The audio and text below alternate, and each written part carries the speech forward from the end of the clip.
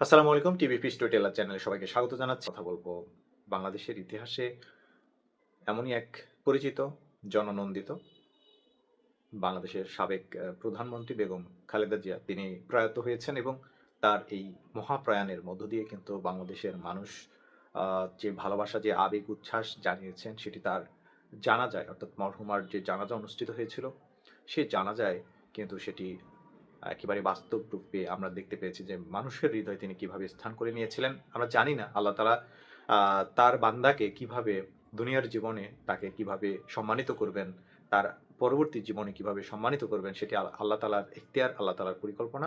তবে বেগম খালেদা জিয়া মানুষের হৃদয়ে স্থান করে নিয়েছেন এটি নিঃসন্দেহে আমরা স্বীকার করি এবং আমরা এও বলি যে বাংলাদেশে এই ধরনের মানুষগুলো তাদের যে জীবদ্দশায় কেন তারা আসলে আ বাংলাদেশকে নিয়ে আরো বেশি সময় দিতে পারেন না? কেন আ বাংলাদেশের হয়ে কাজ করার জন্য তারা সময় পান না? সেটা নিয়ে আমি কিছু কথা বলব। বেগম খালেদা জিয়ার জীবনাদর্শ, বেগম খালেদা জিয়ার যে তিনি যখন সরকার প্রধান ছিলেন তখন তার সময়ে যারা স্মৃতিচারণ করেছেন, যারা তাকে কাছ কাছ থেকে একেবারে তারা দেখেছেন, এমন অনেক মানুষের আমি ইন্টারভিউ নিয়েছি, সাক্ষাৎকার নিয়েছি। সেখানে তারা স্মৃতিচারণ করেছেন এবং বেগম খালেদা জিয়ার আ ভিন্ন, ভিন্ন আঙ্গিকে তাকে তারা যেভাবে দেখেছেন, যেভাবে বুঝেছেন, যেভাবে তার সাথে কথা বলেছেন সেগুলো আমি শুনেছি। তার উপদেষ্টা থেকে শুরু করে তার কর্মী, নেতৃত্বস্থানীয় পর্যায়ে যারা রয়েছেন তাদের কাছ থেকে জেলা শহর, উপজেলা শহর কিংবা রাজধানীতে যারা রয়েছেন তাদের কাছ থেকে শুনেছি যারা তাকে খুব কাছ থেকে দেখেছেন।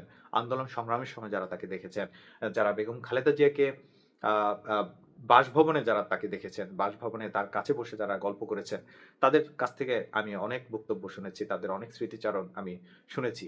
সেখান থেকে আমার যেটা মনে হয়েছে যে বেগম খালেদা জিয়া মানুষকে ভালোবাসতেন এবং তিনি অত্যন্ত সহজ সরল মানুষ ছিলেন এবং তিনি অত্যন্ত বিনয়ী একজন মানুষ ছিলেন।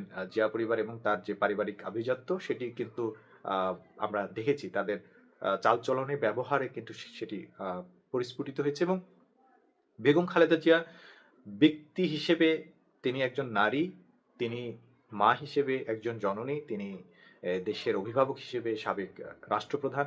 কিন্তু তার মধ্যে যে বৈচিত্র্য রয়েছে, তার মধ্যে যে চিন্তার ক্ষেত্রে তিনি কিন্তু একরকম।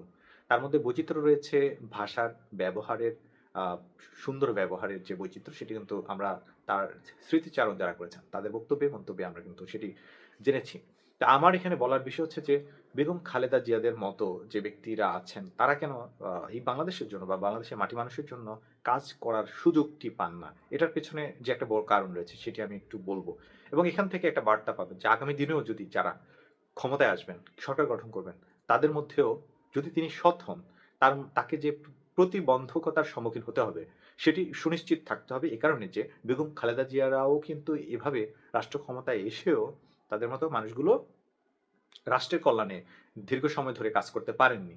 এবং এই কাজটা যদি দীর্ঘ সময় ধরে না করতে পারেন, তাহলে কিন্তু এই বাংলাদেশের উন্নয়ন, এই বাংলাদেশের স্বাধীনতার সার্বভৌমত্ব, এই বাংলাদেশের ভবিষ্যৎ নিয়ে ভাবনা পরিকল্পনা করা, কাজ করা সেটি কিন্তু ব্যাহত হওয়াই স্বাভাবিক।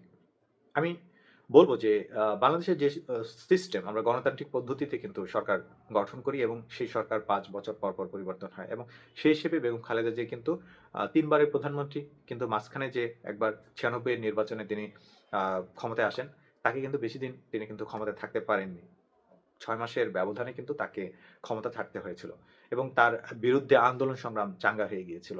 এবং এই বিষয়গুলো কিন্তু বাংলাদেশে ওই যে বাংলাদেশে একটা তথ্য বাংলাদেশের মানুষের মনে মগজে তখন আ তখন কি এখনো প্রতিষ্ঠিত করে দেয়া হয়েছে যে গণতান্ত্রিক প্রক্রিয়া এবং এই গণতান্ত্রিক প্রক্রিয়া, সংবিধান ইত্যাদি, ইত্যাদি ভারী, ভারী ভাষাগুলোর নামে আসলে আমাদেরকে যারা শোষণ করছে সেই পাশ্চাত্য সভ্যতা তারা কিন্তু আমাদেরকে ঘায়েল করছে, আমাদের জাতিসত্তাকে, আমাদের নেতৃত্বকে এবং আমাদের যে স্বকীয়তা সেটাকে বারবার ঘায়েল করছে। কেননা আমরা এই মাটিতে জন্মে, এই দেশের হয়ে, এই দেশের আ সংস্কৃতিতে বেড়ে ওঠে কিন্তু আমরা আমাদের পদ্ধতিতে আমরা সরকার গঠন করছি না কিংবা করতে পারছি না বা করলেও হয়তোবা ভয়ের একটা কারণ রয়েছে যে আমাদের সেই সরকারকে সহযোগিতা করা হবে না। বৈশ্বিকভাবে আমরা বারবার প্রতিবন্ধকতার শিকার হব। বেগম খালেদা জিয়ারা বা এই ধরনের মানুষগুলো যখন সরকারে আসে কিংবা যারা দেশের হয়ে কাজ করতে চায় তাদেরকে বেশিদিন টিকতে দেয়া হয় না, থাকতে দেয়া হয় না। এটা কিন্তু আমরা বারবার প্রমাণ পেয়েছি যে বাংলাদেশে ৭১ এর পরবর্তী সময়ে যারাই মাথা উঁচু করে দাঁড়ানোর চেষ্টা করেছিল সেই সকল নেতাদেরকে নানানভাবে ষড়যন্ত্র করে কিন্তু তাদেরকে সরিয়ে দেওয়া হয়, কখনো তাদেরকে ঘাতকের বুলেটের আঘাতে তাদেরকে কিন্তু দুনিয়া থেকে চিরবিদায় করে দেওয়া হয়। এবং এগুলো এমনি এমনি হয়নি। এগুলো প্রত্যেকটার পেছনে একেকটা ষড়যন্ত্র রয়েছে। যদিও এগুলোকে বর্তমান সময়ে অনেকে ষড়যন্ত্র তত্ত্ব হিসেবে বলো। কিন্তু এগুলো শুধুমাত্র তত্ত্ব না। আমার মতে এগুলো হচ্ছে পরিকল্পিত ষড়যন্ত্র, এবং এই পরিকল্পিত ষড়যন্ত্র বা সন্ত্রাসী আগ্রাসন এগুলো কিন্তু চিরদিন বাংলাদেশের ইতিহাসের একটা অনুষঙ্গ হয়ে আছে এবং আগামীতে এগুলো থাকবে। অর্থাৎ যারাই আ ন্যায় ইনসাফের বাংলাদেশ এবং সার্বভৌমত্বের বাংলাদেশ চাইবে, তাদেরকে কিন্তু বারবার ঘায়েল করা হবে। কখনো সেটা আদর্শিকভাবে, কখনো তাদেরকে আ চেতনা দিয়ে, কখনো তাদেরকে ভাষাগত দিক থেকে, কখনো সাংস্কৃতিক দিক থেকে, কখনো ধর্মীয় দিক থেকে নানানভাবে মানুষের চেতনায় আঘাত করে তাকে অপদস্থ করা হবে।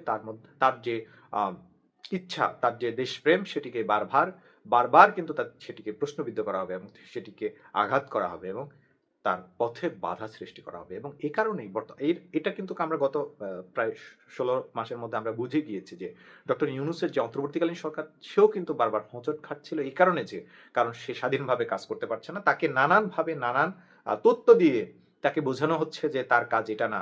সে শুধুমাত্র এটা করে চলে যাবে। নির্বাচন করানোরটাই নাকি তার কাজ। সে সংস্কার পূর্ণরূপে করতে পারবে না। সে আংশিক সংস্কার করে বিদায় নিতে হবে। এমনিভাবে আমাদেরকে কিন্তু বিভিন্ন পয়েন্ট থেকে, বিভিন্ন জায়গা থেকে বারবার আমাদের যারা আসলে আ নেতা হয়ে আসে আমাদের জন্য, তাদেরকে কিন্তু ঘায়েল করা হয়। তাদেরকে কিন্তু বাধা দেয়া হয়। তাদের কাজে ব্যাহত করা হয় এবং এটি চলমান রয়েছে। বেগম খালেদা জিয়াকে যেমনিভাবে এবং জিয়া পরিবারের শহীদ মরহুম প্রেসিডেন্ট জিয়াউর রহমান, তাকে যেভাবে শেষ করা হয়েছিল, সেই ক্ষণজন্মা মানুষটাও যদি আরো কিছুদিন সময় পেত, তাহলে হয়তো বাংলাদেশের আ মানে বাংলাদেশের চিত্রটা একটু ভিন্ন হতো। বাংলাদেশের ইতিহাসটা একটু অন্যরকম হতো। বাংলাদেশে এখন ইতিহাস লিখতে গেলে মাঝখানে আপনি ১০ বছরের এরশাদের সময় দেখবেন, এবং এরশাদের সময় নিয়ে অনেক সমালোচনা রয়েছে। কিন্তু তাকে সেটাকে কেন আমরা ভালোভাবে প্রেজেন্ট করতে পারি না? সরি। এরশাদের হোসেন মোহাম্মদ এরশাদের সময়টাতে তো সে ভালোভাবে দেশ শাসন করেছিল। শুধু সেখানে ছিল না গণতন্ত্র। এই গণতন্ত্রের নামে তো খালেদা জিয়াকেও আ মানে অনেক হয়রানির শিকার হতে হয়েছিল। সেই গণতন্ত্র তো গত ১৫ বছরও সেটি আ কোথায় ছিল সে গণতন্ত্র? তাকে তো ৩ বার, মানে পতিত যে ফ্যাসিস্ট হাসিনার সরকার, সে তো ৩ বার নির্বাচন করে সে কিন্তু ঠিকঠাক কিন্তু সে বেঁচে যাওয়ার একটা চেষ্টা চালিয়েছিল। সর্বশেষ ছাত্র আন্দোলনের মুখে তার পতন হয়। জুলাই গণঅভ্যুত্থান হয়। কিন্তু আপনারা যখন যেটাকে গণতন্ত্রের দোহাই দেন, যেটাকে সংবিধানের দোহাই দেন, কারা করছে এই কাজটা? কারা এই সকল ন্যারেটিভ, এই সকল ভাষাগত ভারী আ বুলেট বোমা ছেড়ে কখন, কোথায়, কিভাবে বাধার সম্মুখীন করছেন, কিংবা কোন প্ল্যাটফর্ম থেকে এই সকল বিষয়গুলোকে প্রমোট করা হয়, প্রোপাগান্ডা ছড়ানো হয়, সেগুলো আমার মনে হয় বাংলাদেশের বর্তমান যে প্রজন্ম, এই প্রজন্মই সেগুলোকে খুঁজে বের করা, সেগুলোকে প্রশ্নবিদ্ধ করার খুব একটা কঠিন কাজ হবে না। বরং এটি খুব সহজেই করা সম্ভব যে বাংলাদেশের স্বাধীনতা, বাংলাদেশের সংস্কৃতি, বাংলাদেশের যে স্বকীয়তা, এর পক্ষে যে সকল নেতৃত্ব গড়ে ওঠে, সেই নেতৃত্বগুলোকে বারবার কিন্তু নানান ন্যারেটিভ দিয়ে তাদেরকে কিন্তু প্রশ্নবিদ্ধ করা হয়। তাদেরকে কিন্তু প্রতিবন্ধকতা সৃষ্টি করে তাদের কার্যক্রমকে ব্যাহত করা হয়। এইটা আজকে প্রমাণিত সত্য, এবং আগামী দিনে যারাই ক্ষমতায় আসবে, তারা যদি সৎ হয়, তারা যদি ইনসাফের হয়, ইনসাফের পক্ষের হয়, তাদেরকেও কিন্তু এই বাধা প্রতিবন্ধকতা পোহাতে হতে পারে। এবং বেগম খালেদা জিয়ার যে চলে যাওয়া, এই চলে যাওয়া থেকে কিন্তু এটা কিন্তু আমরা কিছুটা হলেও ধরতে পারার কথা।